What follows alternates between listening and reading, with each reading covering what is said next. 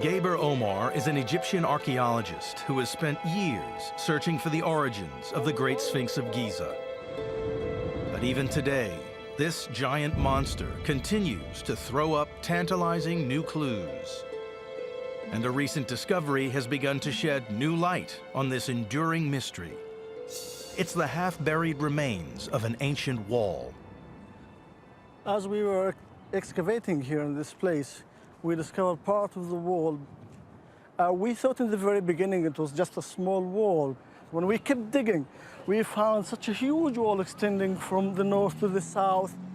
The mud bricks were in a very good condition. That's why we thought, this must be a modern wall. On closer examination, Omar was astonished to discover the wall enclosed the entire Sphinx and the ruined temples that sit immediately in front of it. We may think of the Sphinx as a guardian of the pyramids, but this new evidence suggests the guardian was itself under protection. But who was guarding it, and why? Concealed in the wall, an important lead is discovered.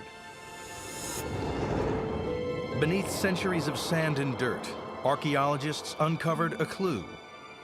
A royal seal, known as a cartouche, bearing the name of the pharaoh Thutmose IV.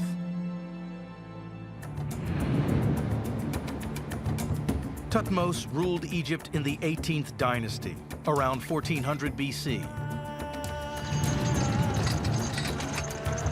And he was famous for his ambitious building projects. So could the presence of Thutmose's cartouche on the Sphinx wall mean that he was the creator of this mighty monolith? Melinda Hartwig finds a clue standing in front of the Sphinx between its paws. It's a giant stone tablet, or stela. This is an amazing stela that is the first mention of the Sphinx. At the top of the stela, we have two images of Thutmose IV. And in one side, he's actually incensing the Sphinx, and the other one, he's giving water offerings. The Sphinx is crouched on this plinth right in front of him. Carved on the tablet is a legend recorded by Thutmose recounting an incident from his youth when he was a young prince.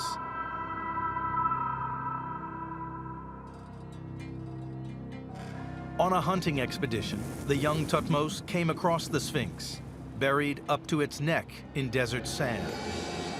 Exhausted by the midday sun, Thutmose lay down in the shade of the giant statue. According to the story carved into the tablet, as he slept, the Sphinx spoke to the young prince in a dream. So we know at this point now that the sand was covering the Sphinx. And in this dream, the Sphinx came to him and he said, if you would clear away the sands from my body, I will make you king. And that's exactly what he did. And Thutmose IV became king. And he commemorated that very event in this stela that we call the Dream Stela. Thutmose had not expected to become king. But when his older brother died soon after, he took the throne and announced that the Sphinx had kept its word. So Thutmose didn't build the Sphinx. By the time he came to power, it was already a ruin. He dug it from the sand and built the wall so it wouldn't get buried again. It's possible that without Thutmose, the Sphinx might have been forgotten, but generations that came after followed his lead, seeking the Sphinx's blessing and turning it into a full-blown tourist attraction.